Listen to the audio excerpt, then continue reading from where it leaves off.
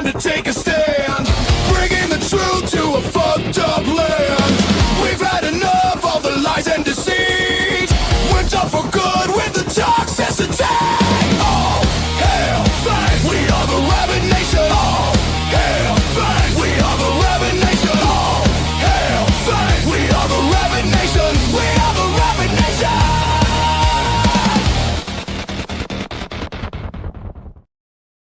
All right, and a hearty shout out to all of you in the Rabyd Nation. Welcome, one and all, whether you're a paid citizen, a subscribed tourist, or just looking across the border wondering whether to immigrate. Welcome, one and all, to the Rabyd Atheist and the Rabyd Nation. And welcome to tonight, where I'm actually going to, it's March, and so I have a tendency to look back at things and everything. It's my birthday month, and I'm just kind of being retrospective. But somebody actually on the Discord channel asked me to take a look at this video again. I didn't realize all the details in this anti-sermon of mine that I did 6 years ago. But the fact of the matter is, much of it is still applicable. I'm actually rethinking about redoing this video in a more modern, updated form now that I've watched it a couple of times.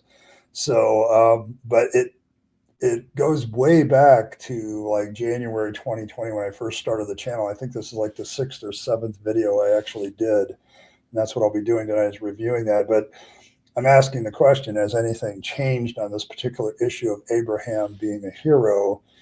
I've done this a couple times with Abraham being a hero of faith and a few other times, but it's like, that's kind of what we're going to be doing tonight. I'm, of course, your host, Ed Rabyd, a former pastor, turned atheist, now a compassionate anti-theist. Welcome to the Rabyd Atheist. And let's see, a couple announcements. There's, of course, a goal in chat. So if you want to help me out, every super chat, go. Yeah, kind of. You're going to see a much more baby-faced Ed Rabyd in this one. I barely had a goatee in this video, so but yes, it's going to be baby Rabyd a little bit. But yes, but there's a goal in chat. If we reach that goal, I will wear whatever hat has been chosen by the poll for the rest of the stream. It's my way of making money. You can also check out the Discord link in the description, I believe. So if you want to join the Discord, getting Earl to make me a new intermission thing to pump that. So there you go. But yeah, it was February 2nd, 2000. Yeah. So I started this channel on January 7th, 2020. So this is, yeah, it's not very, it's not far into it. Yeah, I know. It's going to be good. It's going to be good. But, so let's kind of get a roll call here. Blossom was here earlier. Nathan's here. Yeah, Michigan's, you can have tornadoes pretty much anywhere in the United States. It's just, but Michigan, we get them. We just don't get them very often. Let's see. Dragon Rider's here. Fred is here. Good to see you, Fred. Michael is here. Elizabeth, good to see Elizabeth. Martin is here. Hey, Martin, have you been having a little fun with all the comments I've gotten on the latest streams? I know I have. So there you go. But yeah. But yes. Camping in the front yard. Oh, must be warmer where you're at. Hey, Anonymous. Let's see. Anonymous is here. Good to see you. All right. So there you go. Yeah. But all right, let's see. Oh gosh, I got to go back to February 2nd. Yipe, 2020. Like this is pre-COVID. Like the word COVID hadn't even entered into my lexicon at this point. So, hey Amanda, good to see you. But yeah, let's see if my viewpoints on Abraham being not a hero have changed that much. And there's a couple things in this, like if you're familiar with Rachel Oates' channel, I don't know, does Rachel still do her channel? I haven't seen her on my feed in forever, but here, we'll pull this up. Okay, so you can see this is a long time ago. Let me give you some context for this one. I was still married. I hadn't gotten divorced yet. I had just moved into that apartment, which I no longer exist in. Um, I think we'd been there like 3 months. Like we had just moved in. Oh, wait a minute. No, we'd been there. We'd been there a year or two. Okay, because we'd moved in there. So yeah, who's that handsome young man? I don't have the idea. Gosh, that's my old apartment, 2 apartments ago. Um, didn't have a lot on the walls. That room in particular was a shared office space between me and my ex-wife, now ex-wife. So, yes, when the earth was green. So, yeah, I mean, if you were super paying attention, but yeah, it's not common knowledge at that point. So I was like, we were still in the early stages of it. They hadn't done any quarantine or anything like that. So that's kind of where I'm not going to make this any bigger because I don't really do any visuals yet. Like one of the things I'm going to remark about this video is there's no graphics. There's no, um, as I recall at this point, I was writing out a script outline for the most part, and I was just trying to read it or fill in some blanks every now and then. Um, I certainly didn't do any editing, so this is all done in one take. So, and it shows at a couple of points. So yeah, it's very, very basic, very, very basic. That's probably the best way to put it. So, early days of the channel. I'll be fair, and this video I think has 14, 15 likes on it now, and I don't even think it's reached 100 views still. But I wasn't a very big channel at the time either. I don't think I had very many. I don't even know if I had a subscriber yet at the time I did this video. So yeah, it's pre-Fangs ancient. So, a month later, NBA stuff. Yeah, yeah, like they stopped their season a month later from that. So, but yes. So let's see. How did I do my intros back then? Hello, I am Ed Rabyd, otherwise known as the Rabyd Atheist, former pastor turned atheist, now a compassionate anti-theist. I do have to remark about that. That has been my standard opener since I started the channel. Like, and I have not gotten off of that. I'm still the former pastor turned atheist, now a compassionate anti-theist. It's been that way for 6 years plus now. So I will say that that's a bit of consistency for myself. Welcome to my channel. Feel free to like or dislike the video, so please feel free to hit those buttons. Feel free to comment below, and I would appreciate if you subscribe to the channel and hit your notification bell for more content as it is released. This video is dropping on a Sunday and at an odd time, which I'll explain in a moment. It also has a little bit different prefix than anything I mentioned on Thursday.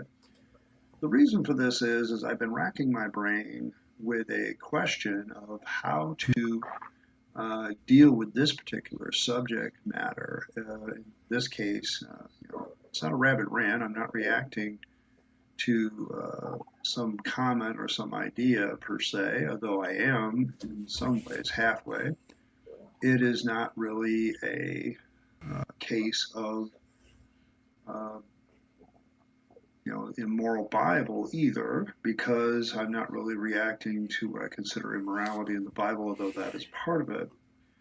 And the more I thought about it, and the more I began to talk about my comments or think about comments about the idea of what I do here on the channel being kind of a pulpit, I realized that I had the makings of a good sermon, an anti-sermon, however, not a sermon that most Christians would hear in church. So I decided, maybe from time to time I should preach a sermon. Does atheists preach sermons? Might be a good idea for discussion in the comments, and I know a lot of people have kind of a negative reaction to sermonizing because of their experiences. I don't mean to do that, and I do want to be very sensitive about that, but I think when you really look at a sermon, it's nothing more than a speech, and in particular, it's a speech about religious matters and religious thoughts, ideas, and theology. And I'm not going to really do that today. My interest today is to kind of react to a story I Yeah, it's my mic. I'll tell you how I was recording, Blossom, just so you get the context. So bear with the quality here. I am literally using my laptop to record this, and at that time, this was my old laptop, like 3 laptops ago. So the technology, even at the time, was like 3 years old. And so I'm literally using the mic and camera on the laptop to do this video. And I'm sitting very close to get my all my stuff into the screen. So I'm preaching. Yeah. So just so you know that's the case. Like when I started this channel, okay, this is a little nostalgia. Like I didn't know anything. Okay, I didn't know anything. And so I just kind of grabbed my camera, recorded a video, rendered it to YouTube and pushed post. It was that bad, and I do all the descriptions in the video and set things up. And of course, I didn't have monetization to worry about back then. So yeah, it's like it's kind of it ended up being that way. So it's like the issue back then when I was recording this stuff 6 years ago is like the quality of it wasn't very good. So I was trying to make sure that everything I was saying was definitely more applicable. And I was also very sensitive this time because a lot of people were like, I was very sensitive with my RTS, religious trauma syndrome, and going to churches and hearing sermons. And yeah, after 5K, it magically changes. Yes. But yes, like we're talking stuff. The technology I'm using was probably, if you go back like a decade to what technology was, that's what I'm using at this time. So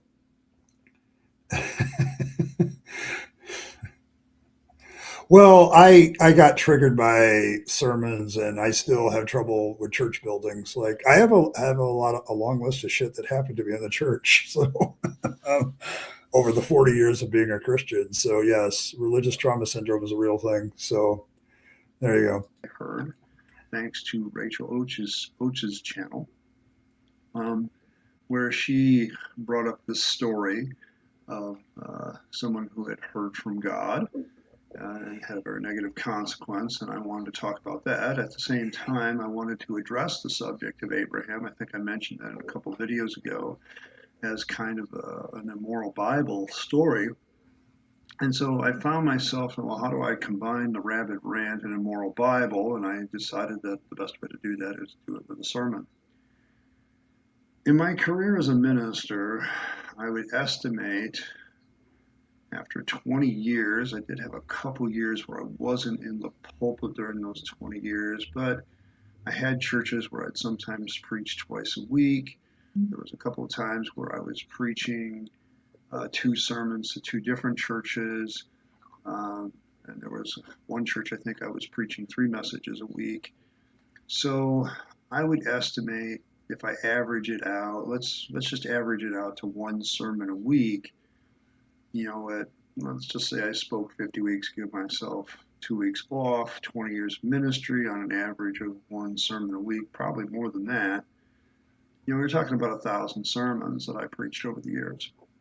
Yeah, I want to stop right there, like, because there's a few people I want to acknowledge because I missed them, I think. Jacqueline's here. Brenda's here. Good to see you. You others. Amanda. Good to see Amanda. But yes. Oh, yeah. Okay. Good to see you. Not that bad, at least on your phone. Hey,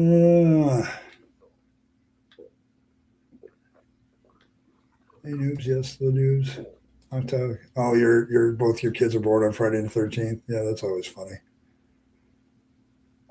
I'm always laughing to myself now. I laugh at myself and my old stuff a lot. Like, how the hell did I ever do that? Yeah, a lot of people just go to weddings and funerals. Yeah, you probably haven't been to a church since you deconverted, but yeah, my career as a minister, I would say 1,000 sermons is probably lowballing it a little bit because I did a lot of itinerant preaching when I wasn't a pastor, fill-ins, stuff like that. So there was also a time where I was preaching twice on Sunday, once at 9 o'clock and another time at 10:30. Like I'd go from one church to the other. So a lot of sermons. So I kind of know what a sermon is at this point. I wanted to explain to everybody at this point in this video that as a sermon, this is not so much a sermon. It ends up being what I would call a quandary question for the theist. So, yeah.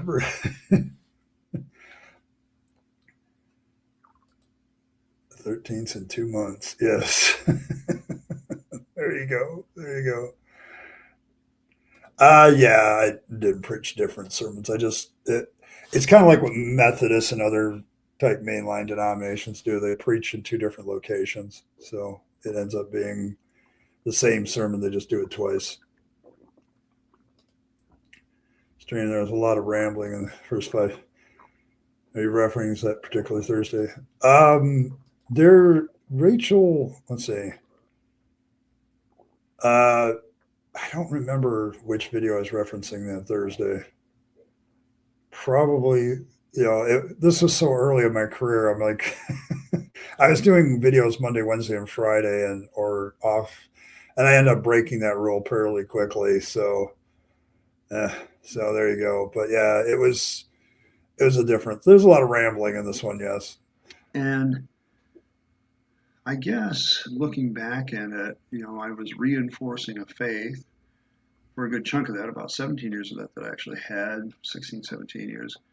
And for the last part, I was preaching sermons, hoping to utilize them to help people live better lives. And so I'm not saying that sermonizing is necessarily a bad thing. It's something weird for me to consider after having a pulpit for 20 years. This YouTube channel has become my pulpit, but I want to introduce this new series called the Anti-Sermon, because this is not the kind of sermon you're going to hear in church. I am going to be openly critical of the text that I preach. I'm also going to bring in stuff like I used to do when I sermonized. I would bring in stories from outside in the real world. I used to make analogies to the real world. I preached a series of messages where I used movie titles that were popular at the time. I've used all kinds of things where I bring in some sort of outside idea and couple it with the Bible. I'm going to still do that. Okay, I got to stop there because one of the things I don't mention in this video is one of my actual favorite sermon series that I ever did, as far as titles was concerned for my sermons, is I was preaching through various stories in the Bible and equating them to certain metal song titles. So, for example, like when I was preaching the plagues of Egypt once in that series, like I got to the 10th plague, and the title of my message was Creeping Death from Metallica. So, and I would actually start the thing by reading some of the lyrics from Metallica's Creeping Death. And because metal music has a lot of references to biblical stories. So that's kind of I used to do that a lot. It's kind of a nostalgic trip back, I guess, to how I used to do sermon titles, because I was always trying to get people's attention. And I don't know, I think some of my sermon titles were clickbait before the idea of clickbait even existed. So yes. Yeah, it's confusing too. Yeah, my bully pup. Yeah, I don't know. I wasn't a bully about it, I think. The thing, I really couldn't keep a schedule when I did my channel. Sometimes I had to visit the movies I was debunking in advance to check if there was open torture scenes now. Yeah, Symphony of Destruction. Yeah, like I had so many different ways of doing it. I did movie titles once for sermons and got people's attention, but I think my favorite sermon was the Creeping Death sermon, because there's nothing funner than like having Metallica's Creeping Death going on in your head while you're preaching a sermon out of the 10th plague on Egypt. It's kind of, I'm so glad the story is like mythological. Yes, run for the hills, LaFleur, yes. That's a brilliant one. Run to the hills. Run for your life. So there you go. But that's kind of the way I was doing sermons. And I was kind of, because I was doing, this is the first anti-sermon I did. I think I was trying to just explain what I meant by a sermon, and I'm not sure I'm doing a very good job of it, but yeah, it kind of got it out. But I'm going to head in a clear, different direction than I did before. And so for anti-sermon number 1, the title for today's message is Abraham is not a hero. And our biblical text today is Hebrews 11:17 through 19. It says, by faith Abraham, when he was tested, offered up Isaac, and he who had received the promise was offering up his only begotten son. It was he who it would be said, in Isaac your descendants shall be called.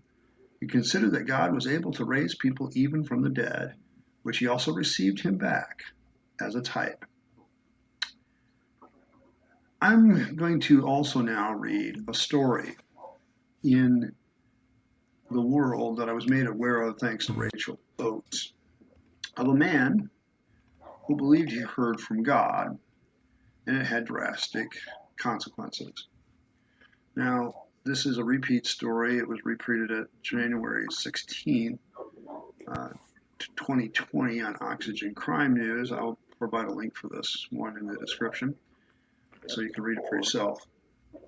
But I'm going to read the headline, and I'm going to read what the story is. And it's a rather shocking one. Man who allegedly killed baby daughter to fulfill God's prophecy should be declared irrestorably incompetent, doctor says. Mark Hambrick allegedly confessed to killing his 18-month-old daughter, Amina, in New Orleans in 2017 to satisfy a divine plan, which also requires his execution, police said. A man who allegedly believes a higher being instructed him to kill his daughter, and that he too must be executed so he can join God's kingdom, could be declared mentally incompetent to stand trial after a strong cocktail of psychiatric drugs failed to halt his delusions.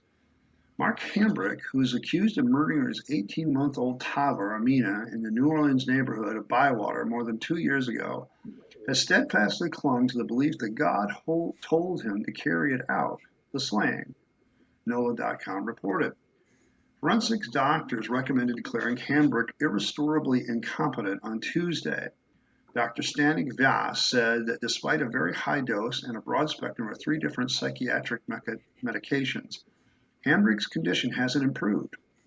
Stating he is unable to comprehend the legal advice from his attorneys, Vyas said that Hambrick, who refuses to plead not guilty by reason of insanity, is purposely seeking out capital punishment.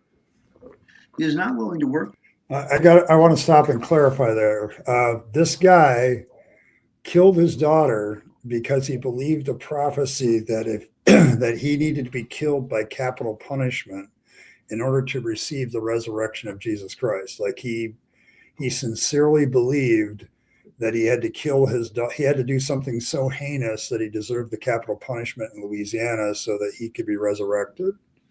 And I think that's the original story. The original events are like 2016, 2017, but they reprinted this story in 2020. And Rachel Oates picked up on it. I saw it, and I was thinking about doing the Abraham thing at the time. And I remember this was like a story at the time. And I'm reading off this story, and as I remember how awful this story made me feel. Like, it's a very difficult thing for me to grasp a hold of. So yes, but hey, Evan, good to see you. Hey, Kyle, good to see you too. We all know that, but nobody wanted to say anything. Yeah, but yeah, the story was very applicable to Abraham. And I deliberately grabbed it because I'm going to make some points. I actually get pretty passionate at the end of this video, so I was kind of surprised at myself. For this tournament in any other venue, Voss has explained according to NOLA.com. He flat out told us that that's not something he is willing to do. because he is going to push for the death penalty, because in order to fulfill this prophecy that involved the death of his daughter, God's will is that he is going to have to be found guilty for this and be put to death and resurrected, and his soul will merge with the kingdom of God. Hambrick had previously rejected taking any drugs, but eventually conceded, NOLA.com previously reported. Judge Robin Pittman withheld her decision on the matter until the formal report is authored. The determination could postpone the trial, local media also reported. Hambrick, clad in a red hospital uniform, said nothing during this week's proceedings. Hambrick allegedly stabbed his 18-month-old daughter to death at the home in New Orleans. Authorities said he was quickly confessed, according to Times-Picayune and the New Orleans Advocate.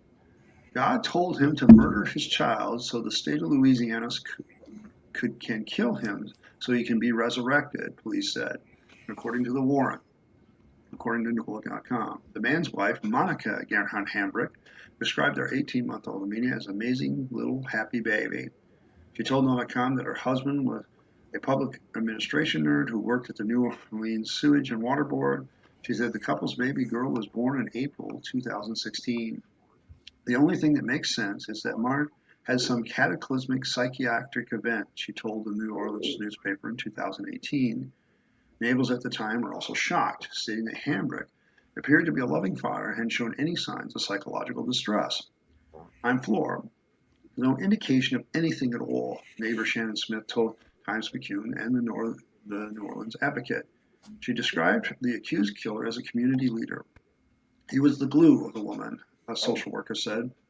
Bass, a forensic psychiatrist, expected to turn over a copy of a written report to the case to the judge by February 4th.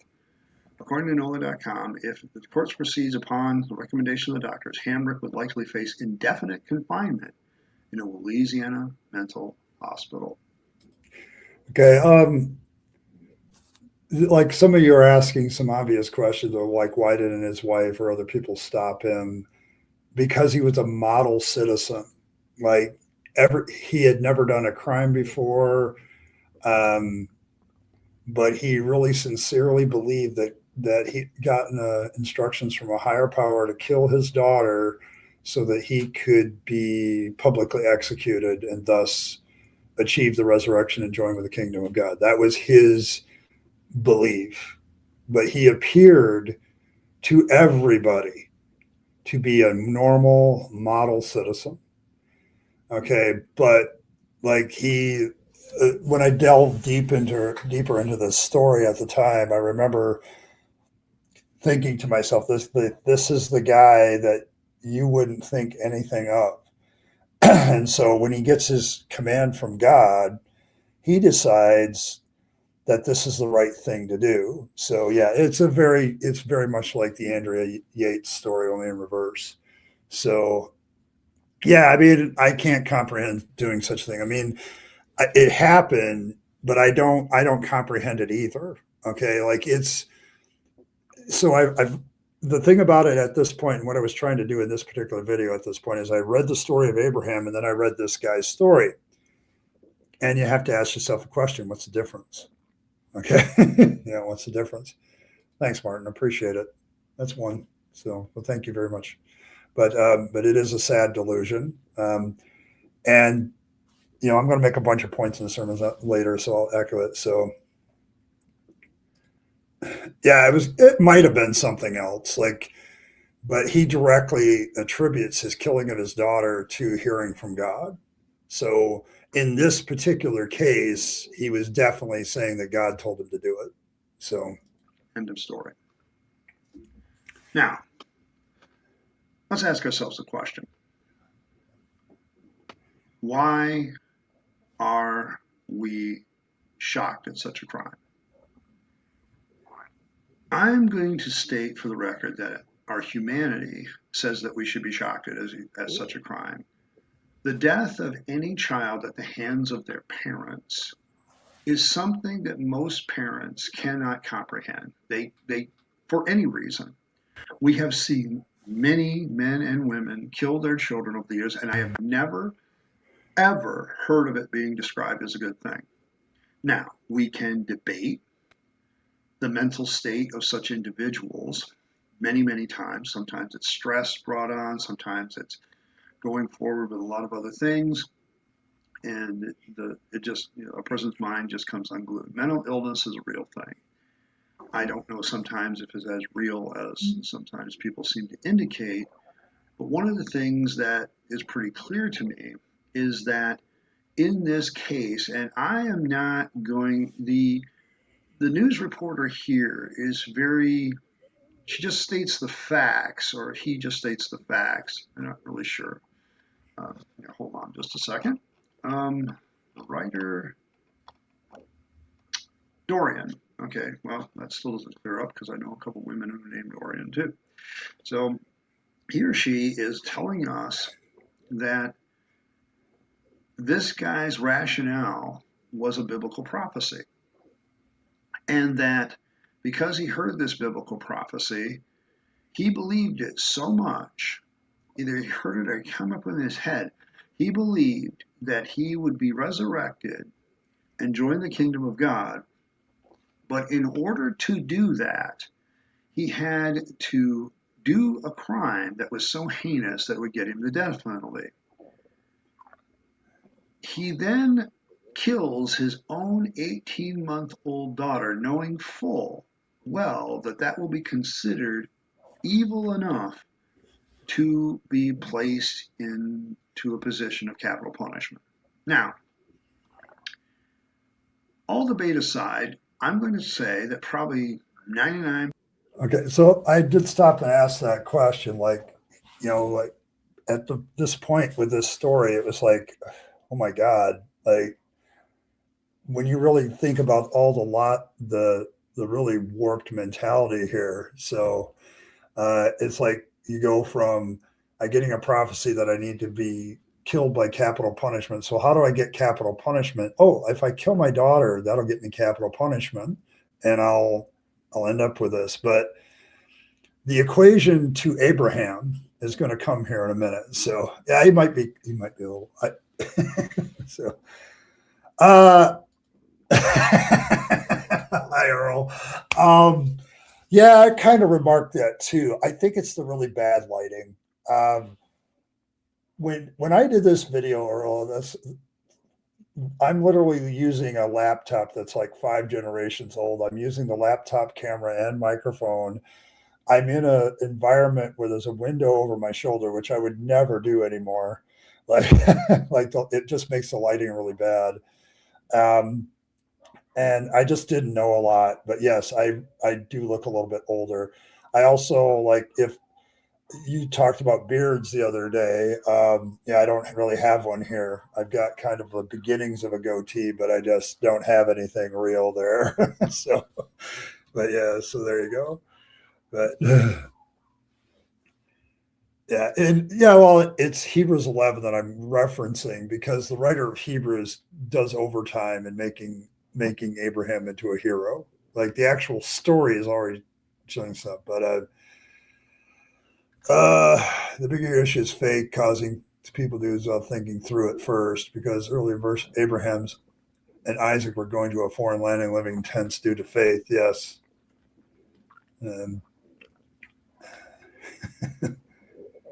I don't have kids, but I could never do something like that to any child. Yes. And that's in okay, fair enough. Well, yes. If I recall, there's some versions where Isaac actually gets killed. So there's that. Yeah, I was lifting a lot more back then, so I don't lift as much. So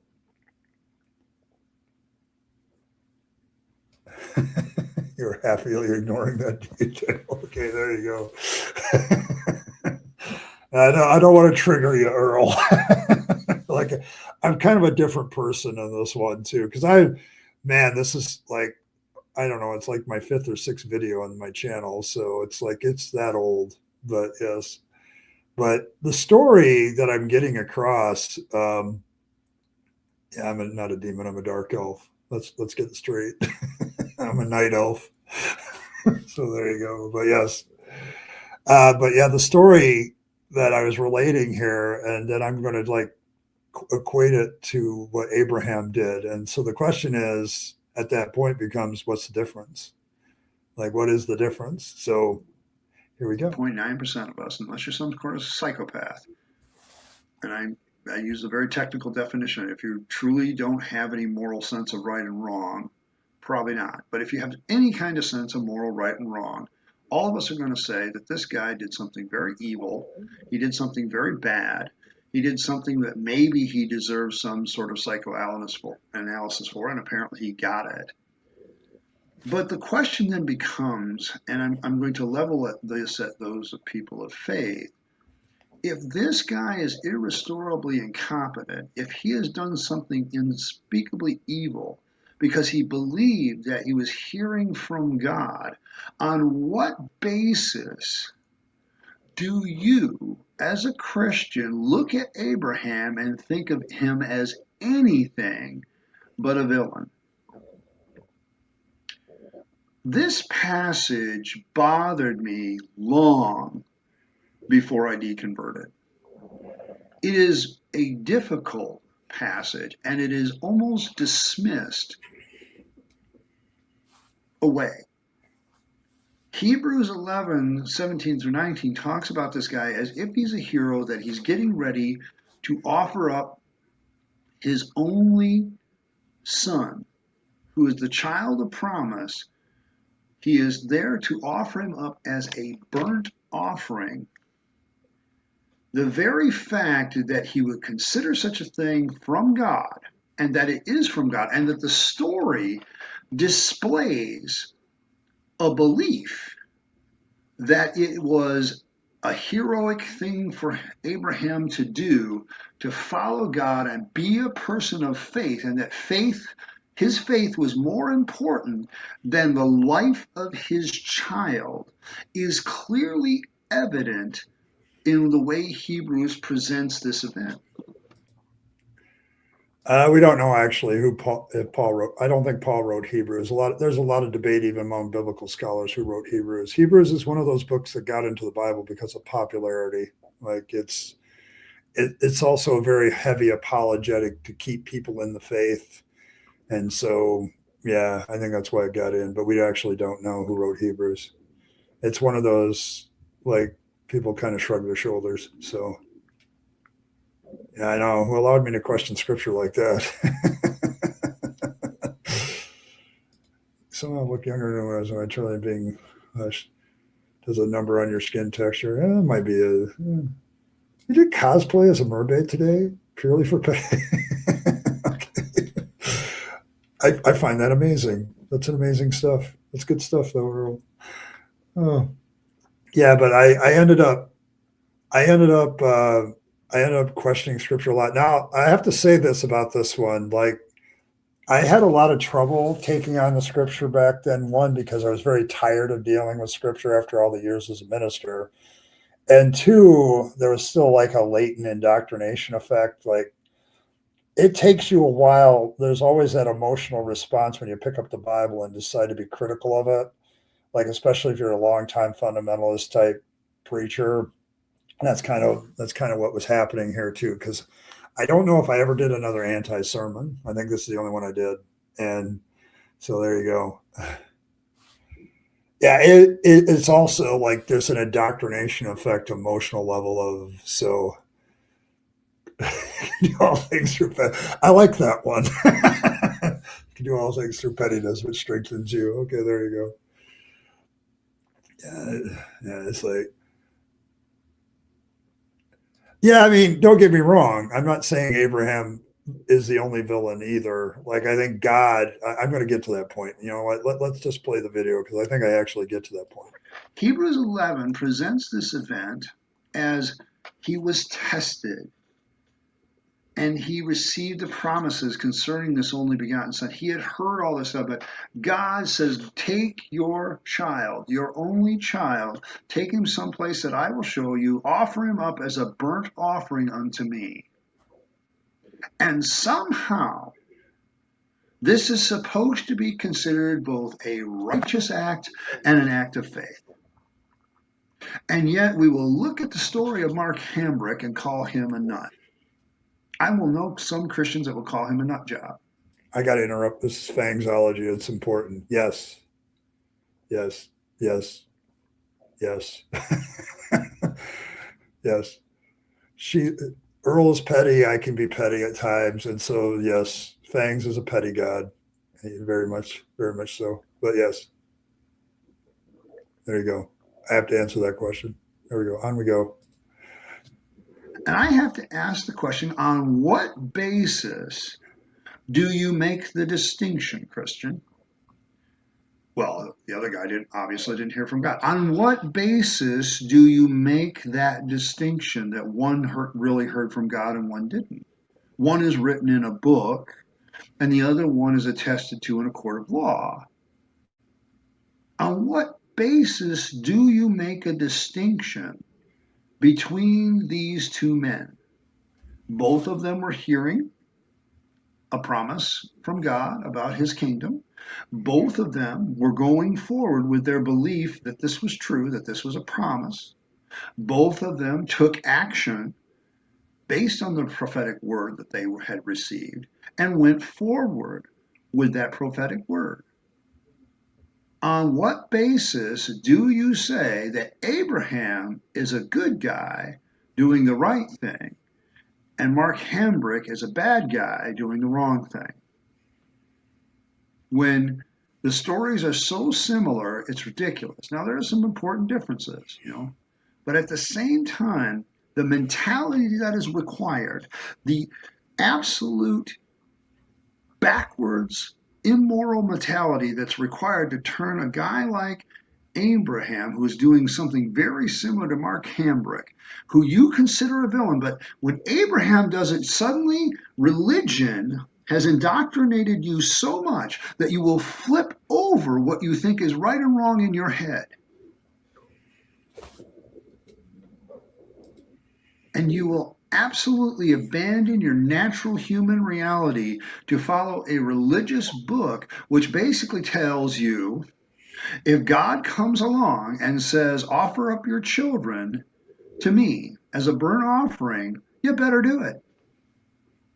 It doesn't matter how much you love your kid. It doesn't matter how much you think of them. It doesn't matter how innocent they are. If God demands you that you sacrifice your kids, you better go forward with it. Well, I don't think Abraham was really going to do it. He knew God was going to stop. Did he now? It's not very much of a test if Abraham knows God's just kidding.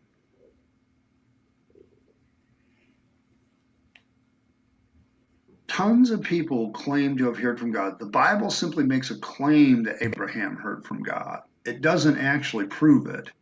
It just says that Abraham heard from God. He took his kid out into the wilderness. He binds Isaac up and puts him on a thing of wood. He gets the fire ready. He's got a knife up. He raises the knife, and all of a sudden God says, hey, whoa, stop. Now I know that you won't withhold your son from me. Now, as an open theist, I could make an argument that God really didn't know. He only knew the possibilities that Abraham would either obey him or disobey him. And that's why it's a real genuine test. Except the real problem that I've had with this passage for years, I never talked about, which is, how the hell can we say that God is a moral God when he advocates killing your own child as a test of faith? Later on, God will say not to murder, but this looks like murder to me. If Mark Hambrick is guilty of murder by reason of insanity, which I think he is, then Abraham is certainly guilty of attempted murder by reason of insanity. That is the best we can conclude. This story, there's nothing moral about the story of Abraham. He's not a hero. In any other piece of fictional literature, if some guy grabbed his son and said, God is speaking me, I'm going to drag him out, put him on a burnt offering, slit his throat, and then offer him up as a burnt offering, we would not consider that person a hero. And yet, every Abrahamic religion, Judaism, Christianity, and Islam, consider Abraham a hero. Abraham is not a hero. He's a villain. Any man who is willing to kill their child because he believes that he's hearing from God telling him to do so is not a good person. Now, we may argue whether he's incompetent. We may argue, like Mark Hambrick, if he is, irrestorably incompetent, that something has truly happened to his brain, that he is totally gone. And I can, like Rachel Oates, I can feel for the guy. If something truly has flipped a switch in his head, then, oh boy, that can happen to any of us based on the story of this guy's life as it's presented. And so I can feel for his humanity. I can feel for the humanity of mom who just lost her 18-month-old girl. And the 18-month girl that's all she got. It was 18 months. I'm sure they preached her into heaven. What you do when little children die.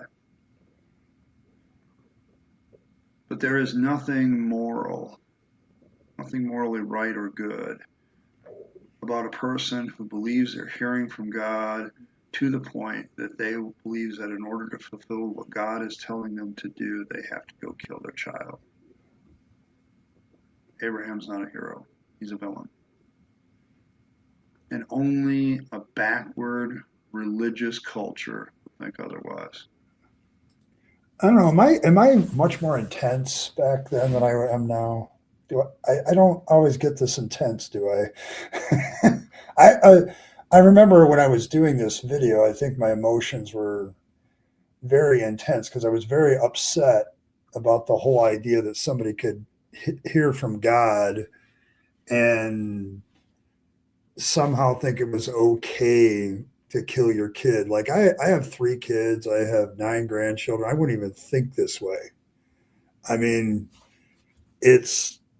I don't know, but I remember I was a little angry on this part because it was like I just couldn't understand it.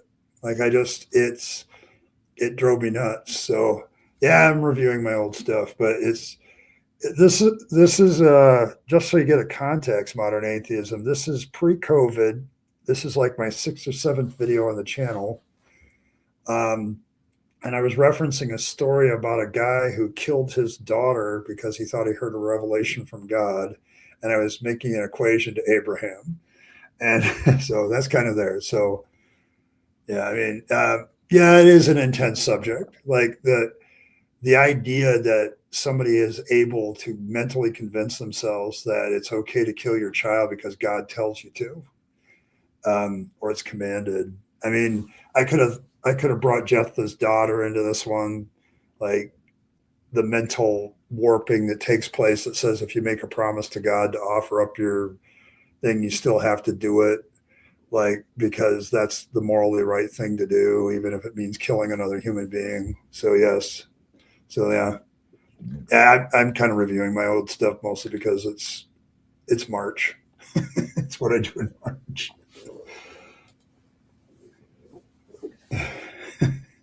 I think you're confusing that with Noah. But then again, a lot of these get confusing. Like Lot gets confusing too. And like your 2 daughters seducing you. So there you go.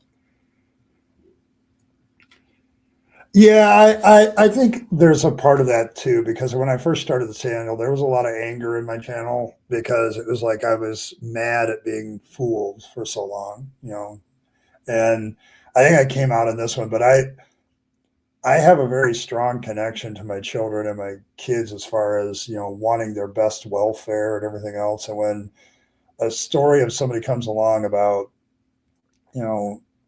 killing their kid because of some revelation they got from God, yeah, it's a pretty intense subject too. So yes, yeah, intensity is warranted. Really? Yeah. How did that go? I mean, don't get me wrong. Lacona tends to be somewhat reasonable on a couple of points, but yes. If you just read it as a story, it's not intense. But if you believe it true at some point, that's a different thing. Yes.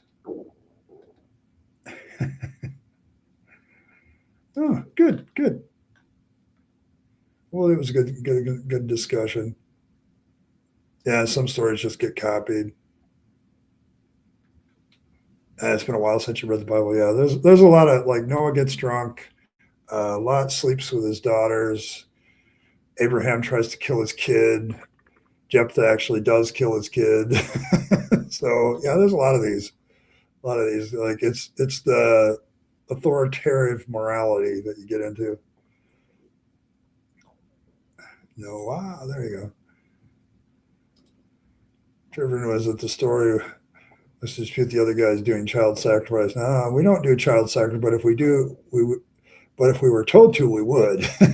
Source I made up. Yes, yes, yeah. We don't do child sacrifice unless God tells us to do it. So, yeah, it's a messed up story, but it's like I don't know. Do you think Dallas got their ideas from the Bible? Possibly. It's probably true. There you go. Only a group of people that can twist right and wrong in their brain because of an authoritarian belief in God can cause themselves to think otherwise. Where you can suddenly, if you can make a distinction between Abraham and Mark Hambrick, I'm going to conclude that it's your religion that allows you to make that switch. Because morally, the action is the same. A man killing their child, period. I don't want to get too far off on this, and I don't want to go too long. In fact, I'm going to kind of wrap it up here. But I challenge any believer to come up with a justification of how this is moral. Because I'm going to bet that you're going to come up with this idea that God somehow has a different standard of right and wrong. That Abraham, knew that God, but he didn't know that he would do it. And you can't assume that he's going to do it or it wouldn't be a real test. My point is this. There are lots of stories in the Bible like this that if people tried them today, they would be arrested. Abraham would have been arrested for attempted murder of his child. Hands down, he spent his time in jail. Mark Hambrick actually did kill his child, and he's going to probably spend the rest of his life in a mental institution because he's irrestorably incompetent, according to psychiatric doctors. And thus, his prophecy apparently is not going to come true. Now, we could argue, well, the prophecy is different. Yeah, except we don't know that Abraham ever received this prophecy. The Genesis account is the only place it appears, period. Yeah, I know that that's what Frank Turek does. Then I would ask Frank, okay, then why are you against abortion? Because it just changes their location. And if this is the valid thing, then why aren't we all just killing children as they're born? Like, we'll just send them all to heaven. Like, this is really, I'm going to tell you, that's kind of screwed up theology when you really push it to its logical conclusion. I've had this discussion before with theists. Like, if that's the case, you're just going to send the child straight to heaven, then why aren't we just killing kids? Why isn't the evangelistic technique just to kill kids to make sure they get to heaven? Like, it's got to be one of the worst arguments that apologists use to defend this story ever. It's awful. It's an awful defense. Like, I know he does this, and I know you're not supporting it, but it's like, I've heard this answer to this story before, and it's like, sorry, I reject it. And I still have that question for theists, by the way. Justify this morally. Justify a God, first of all, telling you to kill your kid, and justify you doing it. Like, give me a moral justification for it, and we can walk away. But I've never, and here's the other thing about 6 years ago. I did this video 6 years ago. I think I posed this question several times over the years. And you know what has happened? Nobody has given me a good moral justification since. It still isn't there. Like, it's not there. I've never gotten a good one. So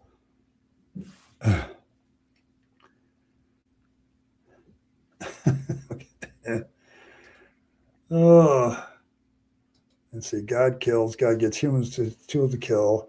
Everything in part of his plan. So what's up? Yeah, I mean, like, if I take Frank Turek's, like, and he's not the only one that makes that argument. Like, well, if Abraham had actually killed his son just would have gone to heaven. It's just a difference. It's not murder at that point. And it's like,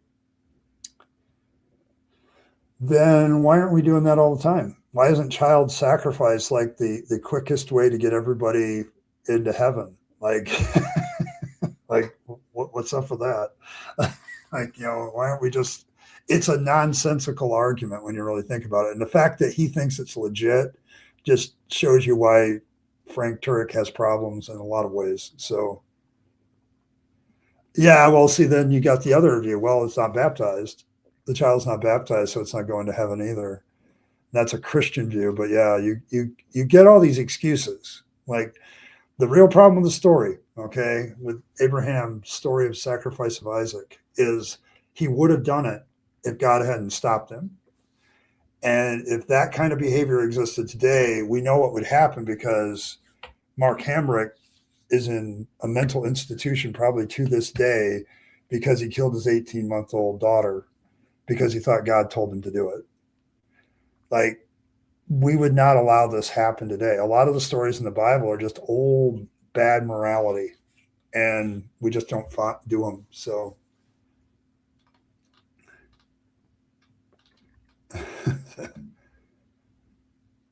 yeah, well, I agree with that. Okay, so, but that's the thing, though, because what Turek is saying is that if you kill your child,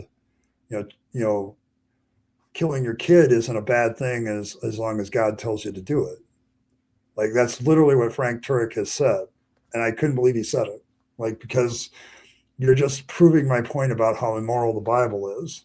Like, to me, I just can't even fathom that anymore. But yes, like it's a very interesting dynamic that Turek brings in. It's like, why, if that's the case, then why are you upset? It just justifies so many things. It just justifies so many things, that morality. Like, well, then a whole bunch of parents could just hear from God to kill their kids and it's all good. So, yeah, Andrew Yates has been brought up before. It's very, very similar. Like this actually repeats in society. And we don't ever consider, like Andrew Yates and this guy, Mark Hamrick, we don't consider this a good situation.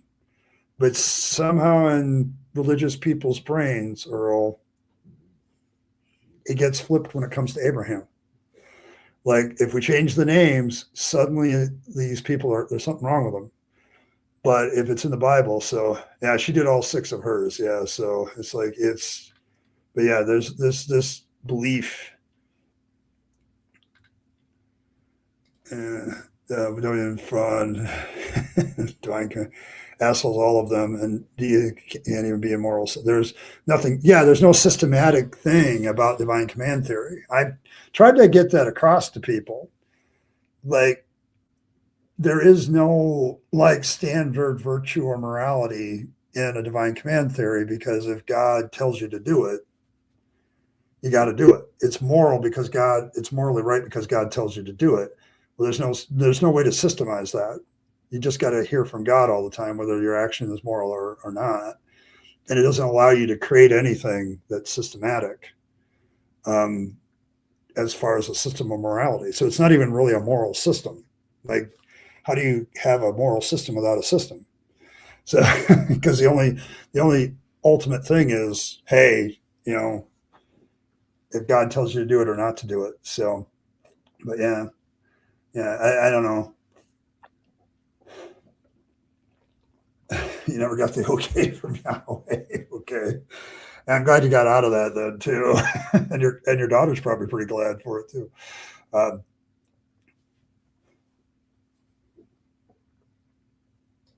Yeah, I mean, I have my beefs with everybody and it's wording, but if God were real, like, and I think what he's doing there is he's going back and putting himself in his Christian skull again.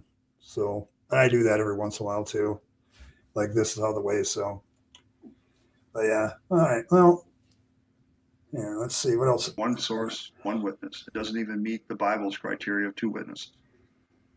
Oh, and that's where the questionable witnesses series was born My at that point is moment. this.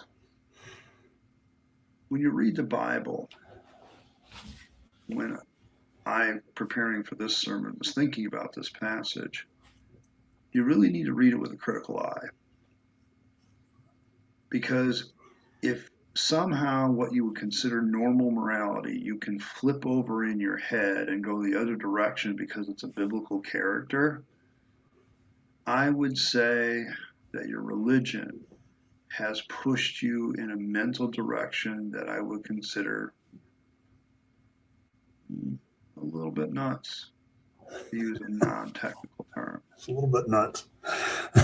And if you can believe that a man can hear from God and have to respond to the test of God by killing their only kid, then I would say you have a real serious problem that could lead to other problems. If you can justify any evil act because God told you to do it, then you are far more dangerous than any atheist. Because an atheist will say, I don't care who you are, killing an innocent child for any reason is wrong. Even if that reason is, I think I heard from God and I want to exercise my faith. Thank you for coming today, and I appreciate you stopping. All right. I'm going to end it there. I don't do anything but my normal outro at the time, which was just, like and share and all that jazz. I actually have it much more professional now. So. But yeah, I'm gonna take my 2-minute break, and then I will be back, and we can discuss this further because I want to get into the discussion of divine command theory a little bit, because I think this kind of sets it off. So I'll be back in 2, and we'll set up the discussion. Give me your questions, and I'll definitely answer them. And I want to hear what you think about the video too. So I'll give you a little time to type that too. So see you then.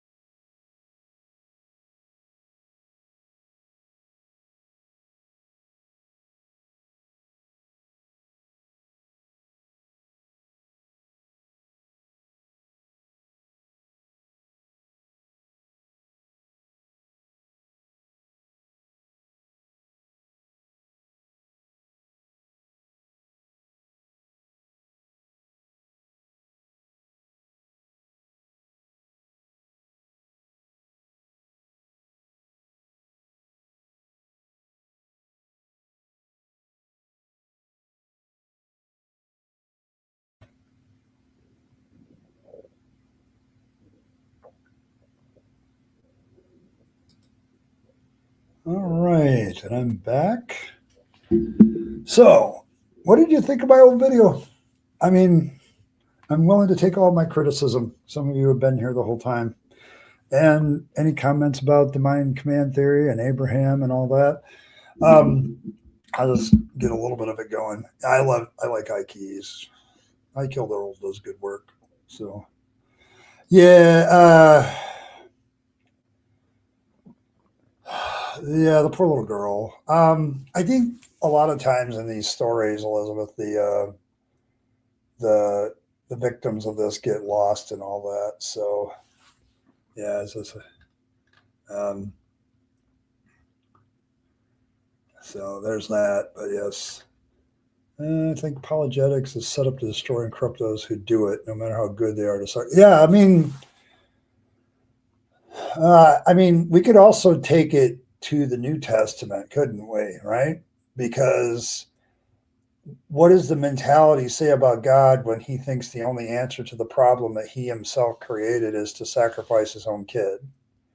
Like, child sacrifice is often, like we look at like little kids, but did not God the Father technically sacrifice his own child too? Like the whole idea of child sacrifice of killing your kids in order to appease something seems to be go right from the top. So but yeah, like the mental gymnastics that you have to actually do. Yeah, I think it's very interesting how apologists do this. Like they have to justify the actions of God all over the place, and the fact that you have to justify his actions kind of is telling.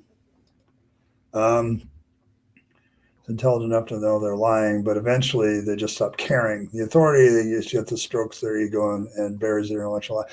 There's a lot of truth to that. I have my categories of excusages. I think there's some that are legitly honest, like they're sincere, but they don't really have, like, I used to be very sincere in trying to find a good in apologetics for everything. But then I realized that my standards for evidence and proof and whatever else you want to call it just weren't as high as the regular world. Like your confirmation bias and all that stuff just kind of kicks you, and so you accept lesser standards. I mean, I've seen seen that in apologists all my life. So, but yes, but then there's also the ones that I think it is a sham. Like they literally are definitely doing something that they know is wrong, but they don't care because they make good money doing it. So, yeah, it's scary. Um, it puts a new meaning, Elizabeth, to if you ever have a friend that says, I'm just following what God tells me to do. And you have to turn to him and ask, if God tells you to kill me, would you do it? Okay. And okay, well, then we're not the same. Okay. Apologists are stuck with an evil God and false claims and unable to convert new people. So they either lose or don't lose existing Christians. Yes, I think most of us atheists have noted that you guys aren't trying to convince me. If you're trying to convince me, okay, and I give you my standard of evidence, which I've given many times, give me some historically verified, reliable stuff, give me some scientifically verified, falsifiable stuff, give me something that could go in to a court of law and wouldn't be condemned as hearsay right out the gate. Give me something. And they don't know how to do that. Instead, they just accuse me of not having morals, or I just don't understand this, or I just don't understand that. And it becomes like that. So I don't know. It's become more problematic for them the more time passes. I just had that today. Like, some of the guys asking me, name me something that proves it that's falsifiable. I'm like, literally everything evolution does, for instance, is falsifiable. Like, like it's every test, everything has a criteria of falsifiability. You can't do that with faith claims. So it's like, so there you go. But I think you're too harsh on yourself, lighting a prison such. I think you did well. Okay, well, thanks. I didn't know what I was doing, so I just knew what I knew how to record a video, and I knew how to post it to YouTube. And considering I did that in one take because I didn't edit back then, I actually thought I did pretty good. I didn't see too many moments where I would edit it out stuff. Like even some of the pauses were intentional, like getting people to think. So I didn't think that one was back. So the actual expression was fangsy. Foreshadowing of fangs right there. Thanks, Rod. I appreciate that. Not getting into the lowering epistemological stuff in. Yes. Oh, I can't imagine what she must have been thinking when her dad. Yeah, I mean, she's old. The thing is, she's 18 months old. She's like, toddlers have a total trust of the adults that love them. Like, and according to everything, buddy, that like all of a sudden this guy goes from a loving father, and all of a sudden he just stabs her. Like I it's a horrible thing to think about. Like I don't want her to suffer, but it's like I would rather that she was still alive, because like let's see, this event took place in 2016. So how old would she be now? She's almost 2. So yeah, she'd be 12. She's about the same age as my oldest granddaughter, so she'd be 12 now. So like I don't know, I could never do that. Like I couldn't do it. I'm fascinated by the times when human sacrifice crops up. They're often a result of messed up weather. The crops fail, people get extra desperate, and they're already dying. So it's still horrible. Yes. Yeah, as child sacrifice tends to be a last ditch effort. Human sacrifice in general tends to be a lot to appease the gods when things are going wrong. So, things are going wrong, so let's make things even more wrong. So there you go. There you go. Fangs had to inspire Ed to become a compassionate so that Ed could create Fangs. Circular reasoning, anyone? It works. It's as good as any other dogma that we've passed, so it works. Yeah, just following God's orders excuse. Like there's a lot of people that still think that that's a valid excuse. I was just doing what I was told. I had an argument with a friend of mine whose son's in the military, and like, well, my kids get off because they're just doing what they're told, and I'm like, no, you need to read the Uniform Code of Military Justice for the United States. That they literally reference Nuremberg as that is not a valid excuse. That soldiers, airmen, everybody are supposed to be the arbitrators of their own morality and not to follow immoral or unconstitutional orders. I was just following orders is not an excuse. So we even get that in our secular mentalities, or various organizations in government. We already understand that that's not valid. And unfortunately, too many people still think it's valid. It's like, no, just following orders is not valid. It never has been, not even legally. So yeah, I would run away from that friend as fast as I could too. Yeah, and that's the thing too. Like it kind of demonstrates, like the real problem with that story though, Ron, is like the guy was a pillar of the community. He was like the glue that held the community together. What somebody said, like he was very actively involved, and all of a sudden one day he just kills his child. Like it's it's something that just came out of the blue, and it was just a weird story. And yet when you consider the fact that he thought God was telling him to do it, it's like, oh boy. So they used to try to convince people hundreds of years ago, though, back when they honestly believed they could reason people into their faith. Yep, those schools of thought still exist to this day, but they don't follow them as much as they used to. Like it's now very much more about keeping people in the pew. Hey, thanks, Fred. I've totally forgotten Nuremberg, just following orders, just following fools. Yes, that's kind of one of the things that's bothered me, is like this might makes right, follow your orders mentality has returned. And I'm very antsy about that. So I know I get it, Elizabeth. Like I remember when I first read that story, I broke down and cried. Like it was like, oh my God, like really? Like how could you do that? And he stabbed her to death. Yeah. Yeah. Yes, you were inexperienced, lacked equipment, but you knew how to speak to your topic and how to speak to your audience. Your prior job skills clear. Yeah. And I think they still carry over a little bit. Pacing is important. If you go too fast, people say you go too fast. You go too slow and have too many pauses. That's a problem. But long years of preaching kind of got me to a middle ground. So, well, not in this case. Yeah, the Mayans were very famous for doing that. Like when things went bad, they would do a lot of human sacrifice. So there you go. Yeah, the Wicker Man. Mm-hmm. Yeah, yeah. I still have a lot of problems with divine command theory because of this story. Like the story of Abraham is like, what? Yeah.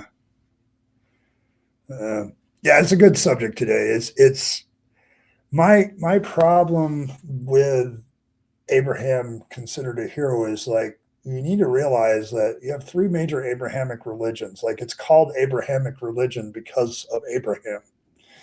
Okay, and you have Judaism, you have Christianity, and you have Islam, who all trace their origins back to Abraham, and they all think Abraham's a good guy.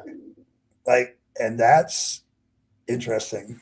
So it's a bad when you consider how many people are those three religions and they think Abraham's a good guy, that's kind of scary. It really is. So, oh, thanks, Evan.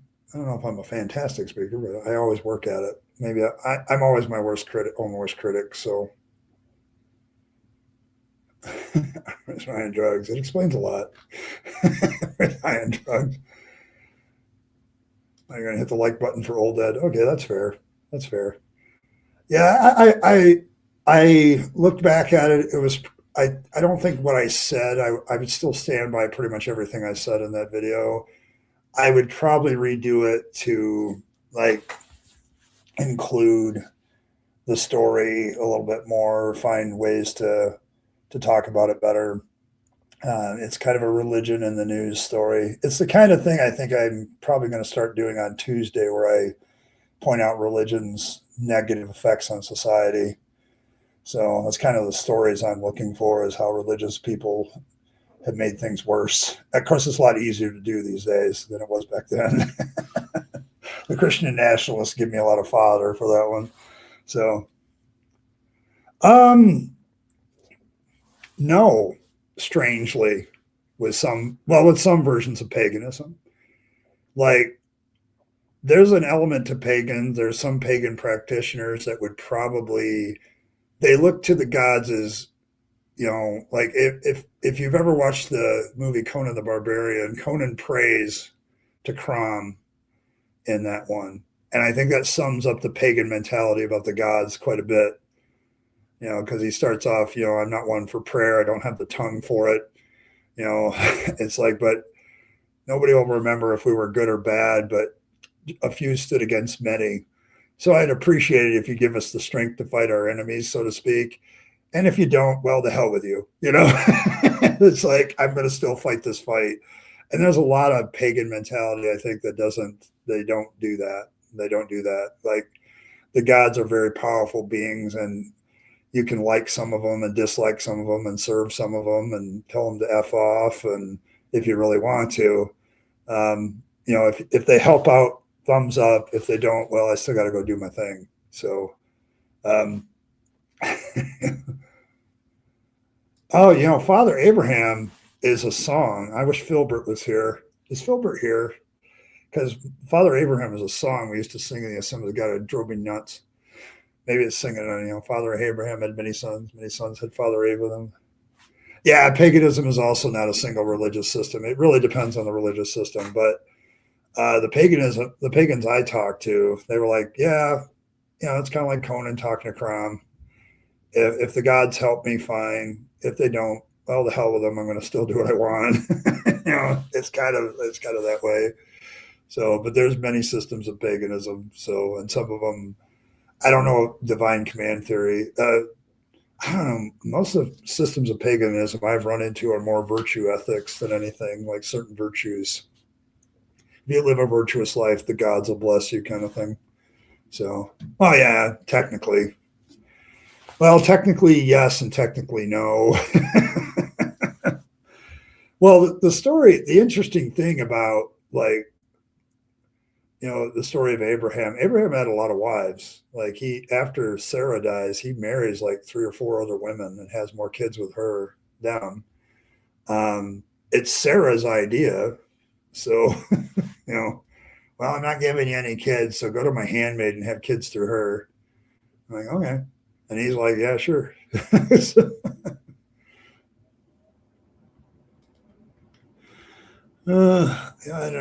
And the Wicker Man thought that sacrificing Sire would bring the crops back. Yep. Same kind of deal. Like, a lot of child sacrifice is based on fertility. Like, things aren't working, so we gotta sacrifice something that's dear to us to get things going. So yes. That singer works so. Yeah, you can pray to Fangs if you want, but why? Indeed. No, because it's I don't know.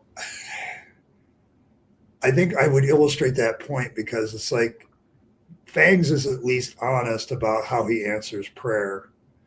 Like if I feel like it. And really, when you think about it, that's kind of the way it is. So there you go. Yeah, the Norse tend to view their gods as very human, very perfect, never perfect authorities. Yeah, they like, yeah, and like fuck them. Yeah, like I don't. You're not gonna help me. Screw you. I'm gonna go do what I want. Maybe I don't know, but Father Abraham was a song that used to annoy the crap out of me every time we sang it in the Assemblies of God. Oh my gosh. I'll have to maybe I'll have to play that at some time. But yeah, that's some of the annoying worship music that we used to do. That's the part about what I love about being an atheist Jew. I think I've told the story about when I taught Assure on immorality and the beautiful captive role. And one listener was like, you're doing great. We're Jews. We're supposed to wrestle with this stuff, including calling God out. Yes, see, and Evan, as an atheist Jew, I don't have a problem with that because you're calling God out. Like, like what the hell? Like, you know. But yeah, paganism does have that kind of element too. Like, you're allowed to question the God's moral decisions in paganism. Like, was that a good moral decision or a bad moral decision by Thor? Was it a good moral decision or bad by Odin? You know, like, was it a good moral decision or bad moral decision by Vishnu? Like, Vishnu is more Hinduism, but it's like, you get the idea. Like, you're allowed to question the actions of the God, and you don't automatically consider all gods moral. Whereas with Abrahamic religions, where you have the theism and not the atheism like you do, you can't question what God does. Whatever God does is moral. So it's like, well, yeah, that's one of my favorite lines. Klingons killed their gods a long time ago. They were more trouble than they were worth. It's a great line. Hey, skeptic, how you doing, man? If Abraham was not a hero for that time, Iron Man is not a hero for this time. Imagination, yes. It's imagination. But yeah, like I remember this video I did tonight. Oh my gosh, it's 6 years old, but I still stand by almost, I think, everything in it. Like, it was a horrible story that Rachel Oates read, and I like got off on that, and I remember that Abraham is very similar, and oh my gosh, it's pre-COVID too. Like, it was like pre the whole stuff with COVID too. So none of that was even on the consciousness. And so it's like, I'm watching this thing and I'm like, I have no beard in it really. I probably triggered Earl. Poor Earl, who can't stand it when people have beards and cut them off, and I get it. So, like Howie. Yeah, I think all the studies I've done on prayer and read, like when they do scientific studies on prayer, there's a couple things that they note. One, a lot more prayers go unanswered than answered. And two, like when people know they're being prayed for, they actually do worse in the hospital because there's like a performance anxiety that gets in and it causes problems. Coming to an end, and God told her to get things in order. Oh. It's also why death wasn't a sacrifice. It was a pre-purchase and a power-up, not a sign of regret with a permanent loss of something. Yes, I've had that argument with theists before. Like, how is Jesus's quote-unquote sacrifice a sacrifice? It's just a bad weekend. Like, he doesn't actually lose his life. Like, the story would be more impressive. Okay, if you want to really say that God sacrificed something, okay, have his son volunteer for permadeath so humanity can have eternal life, and then prove that Jesus was exactly the Son of God before he died, like in the text. That story of like an immortal giving up their immortality so other groups of people could be immortal is actually a sacrifice. That's an actual sacrifice. What Jesus did is not a sacrifice. It's he just, like you said, it's kind of a level up and a power up for him. So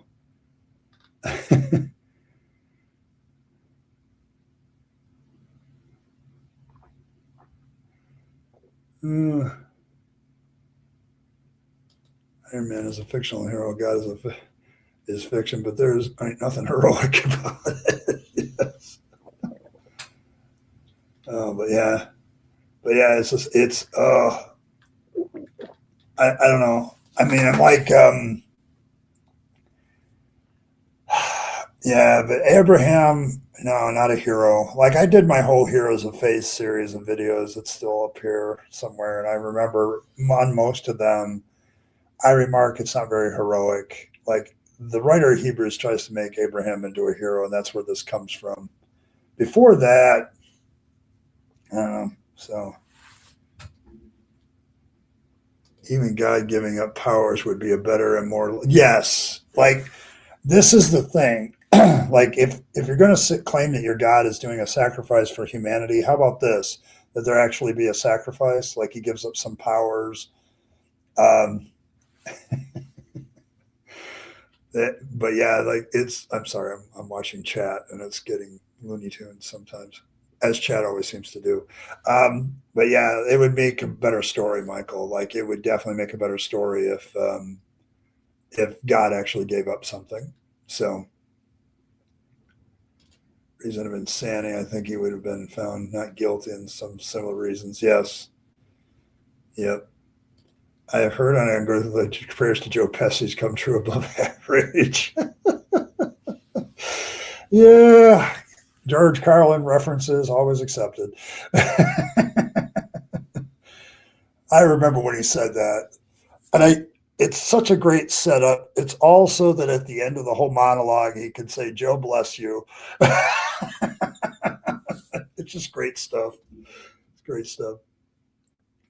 Yeah, it's kind of like strike me down, I will power up. That's kind of what happened with Jesus. Like he got struck down, but then he powered up. Like he didn't lose anything. He gained something. I mean, you could say it's like, if there's a good metaphor, it's like sometimes you have to sacrifice to get something better. Like sometimes that is true, but yeah, it's the whole sacrifice of Jesus story isn't really there. And, I mean, you could say, yeah, God does child sacrifice, but is it really a sacrifice when he knows that he's going to raise his child from the dead anyway? Like, it's just not really a sacrifice. Let's see. Abraham, what did Abraham do? Well, God told him to leave his country and kindred, and he did it. He promised him that if he was faithful to him, he would have his descendants as the sand of the seashore. And the way you do that is you have a lot of kids. But Abraham has the one child of promise. But what we often miss with Abraham, with all these other ladies, yeah, he's spewing out a lot of kids. Like he's got the baby making factory going, and it's a tradition that will be through most biblical characters with authority and power. Two things, always the polygamy and always lots of kids. So, if you want to create lots of kids, there you go. There's your system. So is this where the elder series does God's will? The main gods actually give up their power? Yes. Honestly, Bren, that's probably why I like Elder Scrolls lore about the deities so much. Like the divines give up their power in order to make creation so humanity can live. Like it's one of the best things I like about it. Now, here's the funny part. I don't really consider the Daedra all to be bad guys. They're just beings of power that said, yeah, screw that. Like, some of my favorite characters to play are the Dark Elves and make them like be especially in like Skyrim, I like to play the Dark Elves and have my Dark Elf be like a warrior of the Reclamations, because like there's 3 good Daedra or whatever. And like, yeah, they got the gods of sex and murder, but they're all good guys. So, but yes, like the Elder Scrolls, in my opinion, does God's will, because you have actually a God that gives up something for humanity or for the races of Tamriel. So like it's it's a good one. Like that's a good mythology made up. I think Fangs is pretty good, but Fangs doesn't give up shit. So he's a great deity to go have fun with and have fun time. So evidence to give us eternal afterlife, what explains the evil in the world.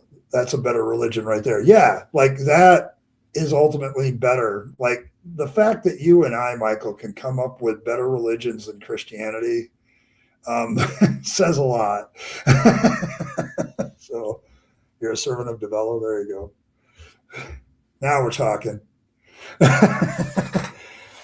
I've had interesting characters on that one. Like I had a character who started off as a knight of Dibella and then ended up, after getting the ebony blade, turning into a servant of Mafala. And I didn't have to change much as far as how the character acted. So there you go. He's addicted to vegetable juices, I think. Like that's what the Fangs are for. He never draws blood. He doesn't like to bite. He doesn't like to bite living animals. So he's like, I'm running the wrong business. I don't know. See, we got the Discord with the Fluffle of Fangs, and I'm thinking, I every once in a while I toy with the idea, can I turn this into an actual 501, tax-free, non-profit organization? Can I turn the Fluffle of Fangs into that? Could we file this with the U.S. government and make it work? So there you go. Yeah, he's like Buddy Kula in that way. Like he's not into blood. He's more into vegetable juice. He's also like, that's why he has a problem with MJ. Like if you have an MJ stash, like you gotta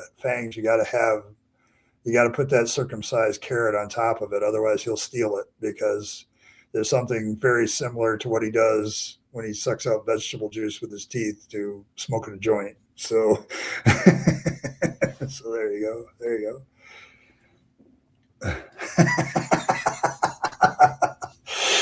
But yes, like I think me and Earl have toyed with that idea several times of turning this into an actual religious organization, and creating rules and guidelines for promotion of the religion, et cetera, et cetera. So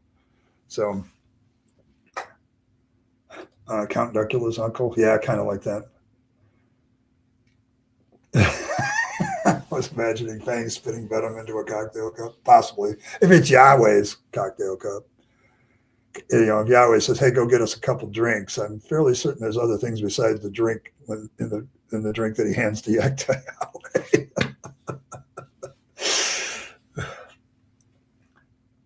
Yeah, they don't really get along. They don't get along.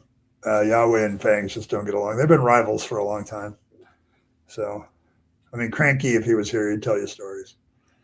So, the bunny was a run-of-the-mill vampire. Yes. Danger Mouse, yes. You guys are bringing up shit that's old. That tells me something about you. Yeah. Yes, where Count Duckula originated, yes. Remember that one.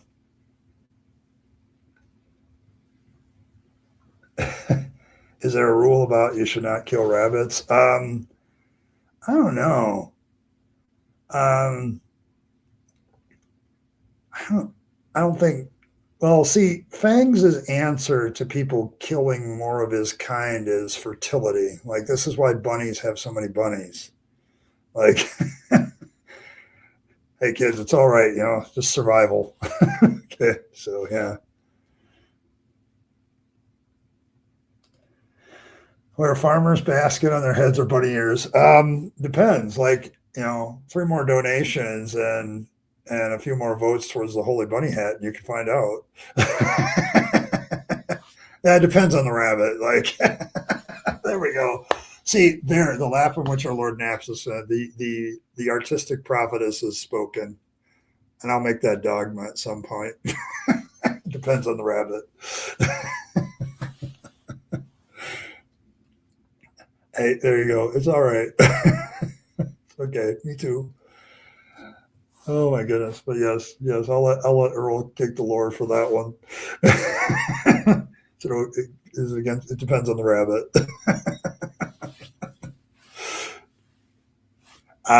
Well, he is the god of rabbits that eat gardens. So I don't know if you'll offend Fangs. Like, there's a very, speaking of the Daedra, like, if you're not smart enough to not get caught, so there you go. But yeah, like he's a trickster god. He's a god of mischief, with the 11th commandment fully in effect. Don't get caught. So there you go. That's perfectly fair. Gonna go with a transponder hat. Holy hat. Oh. I don't know. Yeah, Fred, that's a valid point. Are the bunnies still a problem down under? Like, I remember there was a story some years ago about the rabbits in Australia, how they were a problem. As for those who haven't seen, I posted a pic of my Purim costume, which is my transponder hat in the Discord server. Yes, I've seen this. It's a beautiful thing, Evan. What a beautiful costume. It's great. I laugh for hours. I always chuckle at some of the things you put out. And I'm waiting for Michael to actually live up to. I'm going to regret creating a memes channel.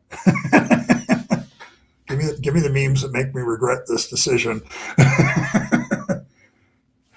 Sorry, Michael. It was a rookie memes. You got to bring those up. So, there you go. Oh, okay. The rabbits are still bad. Okay. Well, we'll get Fangs to work on that. I'm sure if you pray to Fangs, he might do something. Maybe. Oh, it was funny, man. Like, listen, I'm looking at this video now. I think in the beginning days of my channel, I was pretty much more serious and intense. But I've learned that humor actually gets through to people a lot better than anger. Unfortunately, yeah. So there. Oh, patience, Greg. I'm waiting though, Michael. Come on. I'm about to post that meme, my own meme. Like, dude, I've seen these before, Michael. Like these are rookie memes. You got to do better memes. So, see you later, Martin. Appreciate you coming by. You have something to hunt, and you think about rabbits being rabbits. Yeah. Well, and actually, if you think about it, like I was reading? I was reading a work of fiction. The Island of Dr. Moreau. I was like listening to it at work, and one of the things that it reminded me of, like, because they bring rabbits to the island for food things, and they deliberately do that. And I'm thinking to myself, how many colonists like brought rabbits just for that purpose all over the world? Like, the rabbits got more and more bigger simply because we decided that we needed to have them to hunt. So, oh, we had a serious feral bunny problem. Oh yeah, I love H.G. Wells. Yeah. But yeah, like I thought about that. I'm like, I bet people that traveled and colonized and did all that stuff brought rabbits everywhere. Like they need help. Like they need help procreating.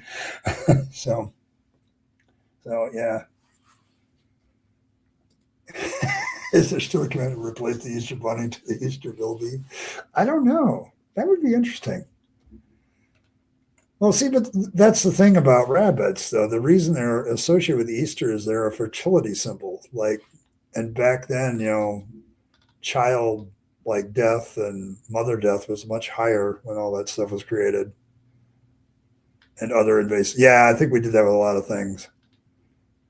Like the big invasive species is the Asian carp in the Great Lakes. Like that's why there's an electrical barrier across the channel in one of the rivers in Chicago to keep the Asian carp out of the Great Lakes, because they tend to be nasty.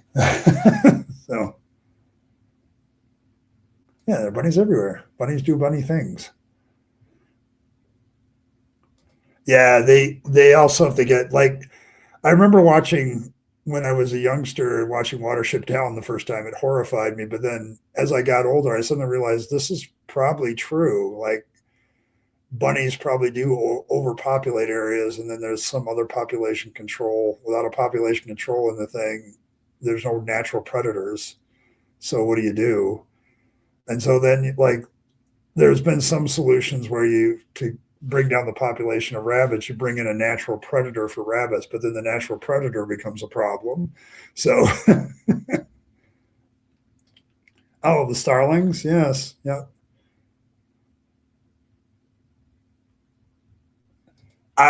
You know, that's a thought.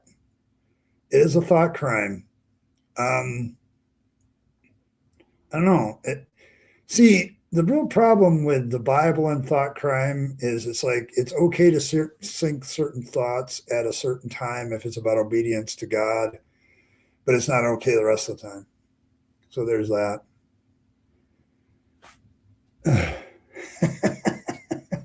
Well, if you look at if you read the author's notes about the book, it makes a lot more sense.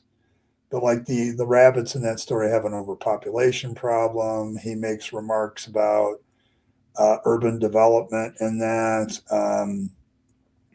the rabbits in the story are just trying to find a place where they can just be rabbits. And the problem is they end up in places that are pretty dark because of various problems. So like it has a pretty poignant message. It's just it's not an animated special for kids under 10. Like, so oh yeah. What would be a crime for a human is just part of the plan for God. Yeah, it's nightmare fuel. No doubt, but I think it's intentionally so. Like the author was definitely trying to make some points about human society too. Um, like there's a point where they have to cross a road, and there's something said about how the actual automobiles by the rabbits are considered like um, like actual other creatures, and that they don't pay attention to what's going on around them. And they just ride the road. So yeah, there's it's nightmare fuel. But yeah, it was. I remember somebody talking about it being animated, and that was the problem. I said, well, how how else do you do the book without animating it? Like today, you could do it with CGI probably. Like you could do a CGI version of it. But back then, I don't know how you do it without doing an animated version. So yeah, that's right. That's what they were called. Like yeah, they call them that, and like they don't pay attention. You got it. As long as you avoid them, they won't hurt you. But if they hit you, you're dead. Kind of thing was the remark. But yeah, it's like it was always an interesting concept to me because it made me think about yeah, because when any of us are driving, we're not always conscious of what's going on around. That's why we end up hitting rabbits and deer and other critters because we just aren't conscious of what's going on. So yeah, roadkill. Yeah, it's a commentary on roadkill basically. And then there's other parts of Watership Down, like there were definitely social things going on at the time of the writing that the writer was trying to get at using rabbits. So TDE innovation.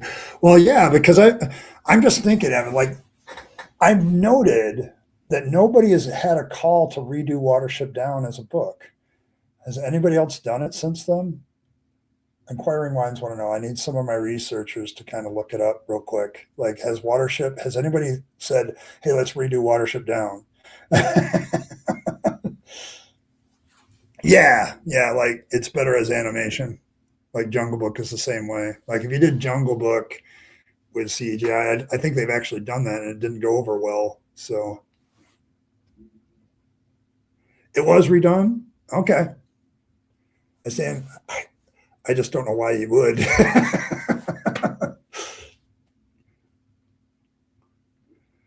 Oh, it was redone. Okay. Oh, it was awful too. Okay. All right. Yeah. See, that's the thing. Like, like that's the thing. Like I'm not into redos, but like I thought that the decision to do 2D animation on Watership Down in retrospect was the good call. Like it was the best call that they could make. You couldn't do a live action of it because it would be terrible.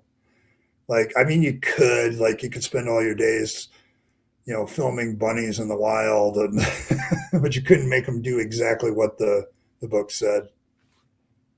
Yeah, it was why. Like, there's a lot of things in the Jungle Books series that are very interesting, but yeah, the animated version was much better. Let's see. The Night in Washington was a 4-part CGI animated miniseries co-produced by BBC and Netflix. Okay, this is 2018, really? And yet I never heard about it. That says something. What's the Rotten Tomatoes on this one?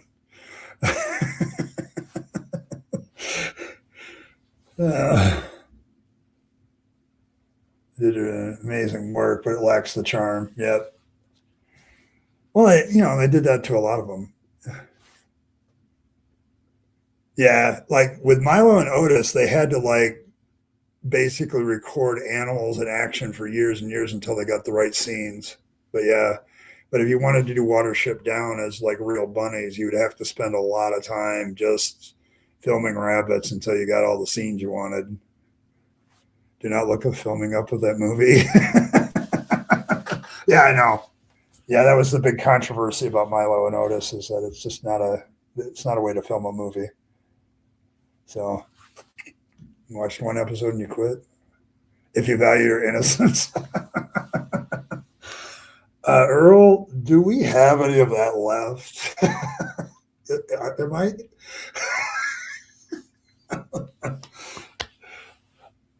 I mean, I valued my innocence once upon a time. I'm just not sure I haven't spent it up as a commodity at this point. Like, is there any left? I'm looking in the jar and not seeing much at the bottom. So, oh my gosh.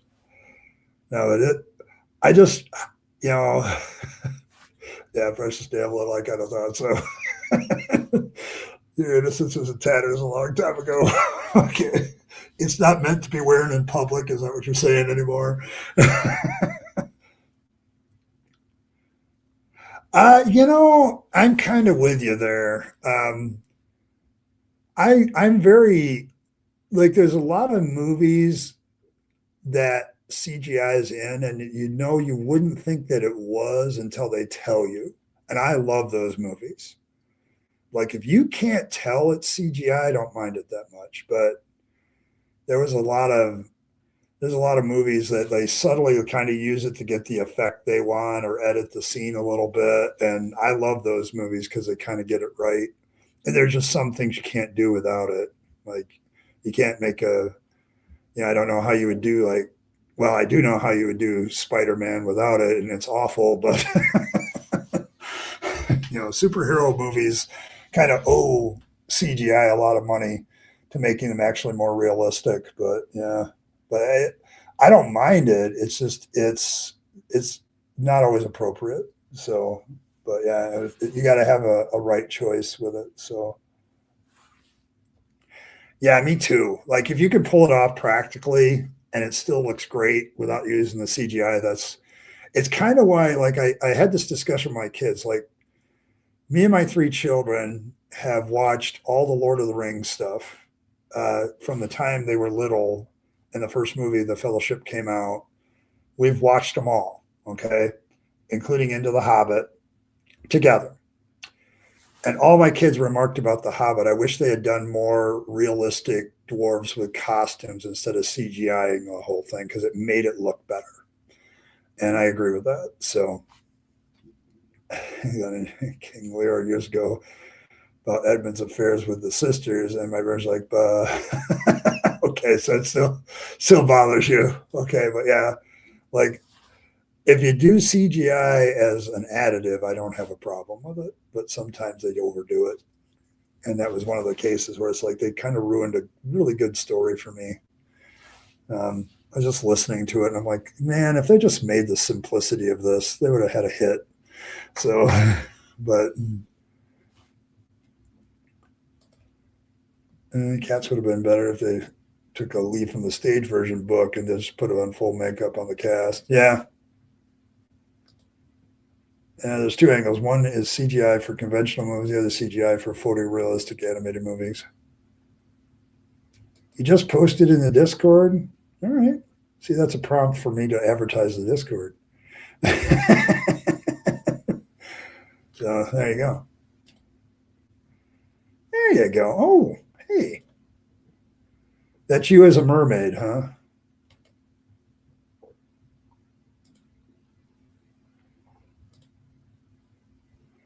All right. Another shameless plug for the Discord. I got to save that image because we can't just have it in the Discord, Earl. You know that. That's not going to happen.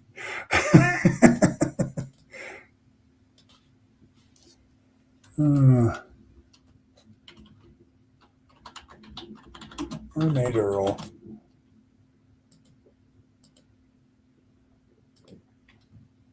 There we go. I don't know if that'll come on. Let's find it. Let's see. Here we go. See that?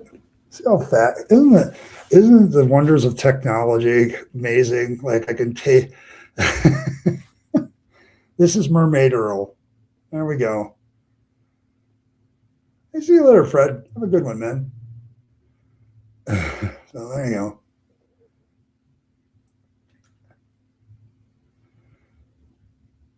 So there you go. See, this is how fast this stuff is. I'm just amazed at technology most of the time. But see you later, Fred. Yes, indeed. A wig was a lot of work. Earl as a mermaid being chased by tentacles. Fangs is on the bottom and his websuit. And there you go.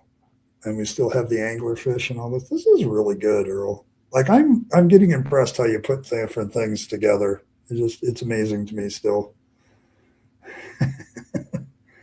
Just a little spicy. It's all right. We can tolerate a little spicy on things.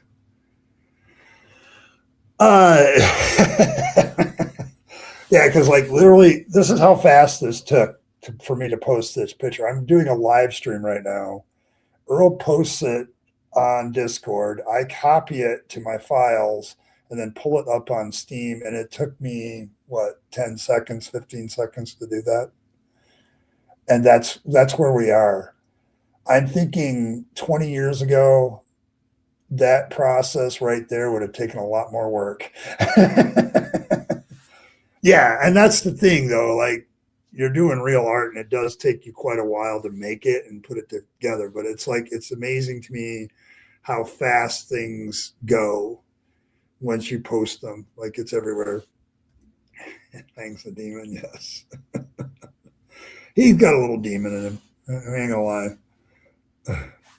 Yeah, it's still quick art. Like I'm thinking back in the day, like something like this. If you actually had to paint it and do all that work, that would have taken months to create this. Like it would have taken months to do it.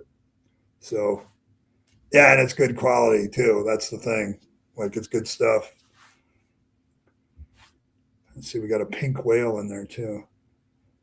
All kinds of thought bubbles. Yeah, if you want to see this a little clearer, you'll probably have to go to the Discord because it's very clear there. But yeah, kind of like it. Like it. As always, Earl. Outstanding work. But yeah, there you go. Everybody's scattering. I've got to scatter too because I've almost been on for 2 hours. Fridays I can go a little longer and talk and yap because I don't have to work. So, and so I'm going to kind of close this out. But yeah, it's been a great night, guys. Just a really good stream. Just talking about But thanks everybody for stopping by. I appreciate all you guys, but I am getting hungry at this point, and an intermission won't solve that problem. So thanks everybody for stopping by. If you want to continue the discussion, the Discord is always available there for you guys to continue any discussions you want to have. And, it's great stuff. It wasn't bad 20 years ago, 30 years ago. Just POTUS to Demon Fangs too. You have Demon Fangs? Oh boy. Demon Fangs. I tell you. Oh man. What's going on here? Oh, there we go. Demon Fangs. Oh yeah, the White Rabbit Fangs. I think I have that somewhere. This is probably a cleaned up version, but yes. But from the Woo episode. Oh yeah, I remember that. All right. Yeah, but you can go to the Discord and see that. So see, this is how I'm plugging the Discord, Earl. See how I'm doing that? I will keep on preaching. Yes, I will do that. All right, folks, thanks for stopping by. Appreciate it. I want to give a special shout outs to Martin and Fred, both of which are not here anymore, but because they had to leave. But thank you very much for your support. I didn't quite even get close to wearing the Irish plaid hat, but there's always another stream, and I'll see y'all then. But thank you everybody for stopping by. May Fangs nibble on all of your hearts. May he purify your vegetables with his pointy teeth from religious corruption. Make sure you leave the old circumcised carrot on top of your stash. It might prevent Fangs from taking your stash and distributing it to other people who need it. So there you go. But yes. So there's that. May Fangs look at you with his big black eyes and just make you all warm, fuzzy inside and feel all the things that Fangs wants you to do. It's his way of deceiving you before he plays a trick on you. So just be advised. Wiggle all your noses at each other in the fluffle. Appreciate all of it. Thank you all very, very much for being here. Nom nom and all of that. And go enjoy some of the fluffle of Fangs over the Discord because it's a fun time for a lot of us. So they're red. Oh, they red. They are. Oh, that's right. Those are the pupils. How do you get the pupils so big?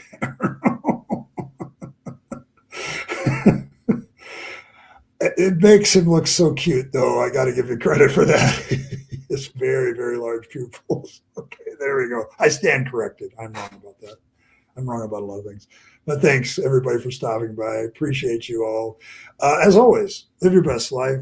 You only get one go around and then it's over. So make sure you take all your time, your money, your treasure, all that stuff, your opportunities, give them to yourself, the people you love and care for to make this a better world. You'll be happier if you do. And don't waste some of the trappings of religion and faith. That's a dead end. I speak from experience. And as always, folks, thanks for stopping by. I'll catch you all next time. I will see you all Monday. We'll have another fireside chat. We'll see you then. Appreciate all of you come by. See you then.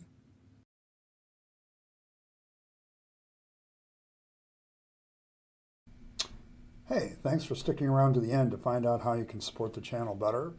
Of course, there's always the normal notions of just hitting that like button, subscribe to the channel, hit your notification bell, and share the video with your friends and family that you think would be interested. That's always very appreciated. If you want to support the channel in a more tangible way, there's several options. You can super chat or super thanks in the comments or during a stream. Those are always very welcome, but you also can become a member of the channel. Members have certain perks like getting the videos early, things like that. They also have some good custom emojis during chat.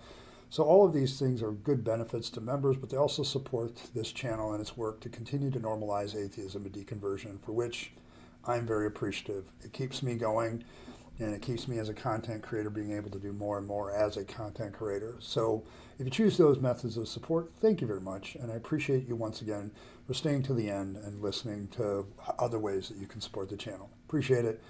Thanks, and I'll catch you next time.